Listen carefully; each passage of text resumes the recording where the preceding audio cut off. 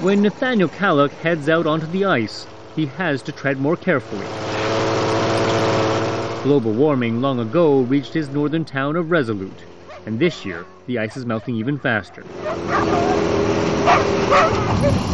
For Inuit hunters like Kalloch, it's forced him to shorten traditional hunts and more recently cancel them altogether. For him and his pack dogs, it's made for restless times. Kalloch knows his people's way of life is dying.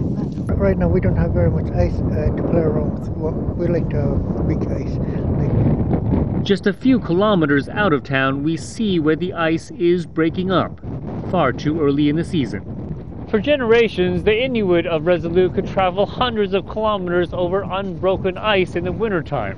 That is no longer the case. It's predicted that in the next 2 to 3 decades, this entire area known as the Northwest Passage could be ice-free year-round.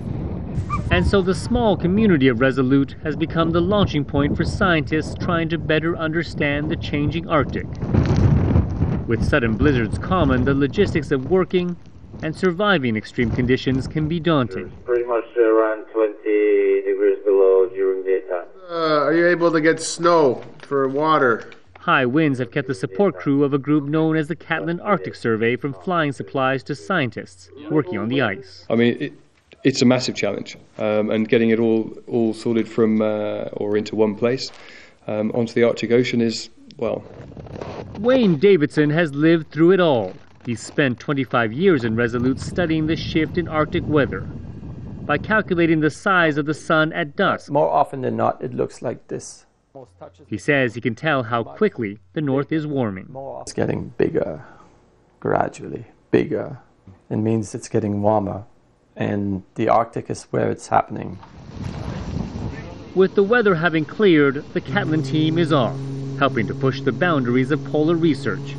Their scientists are studying how growing amounts of carbon dioxide in the air are being absorbed by the oceans and turning them acidic.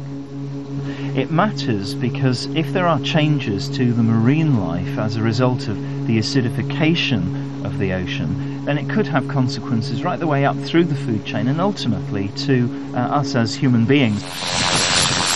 A few hundred kilometers from the North Pole, we touch down.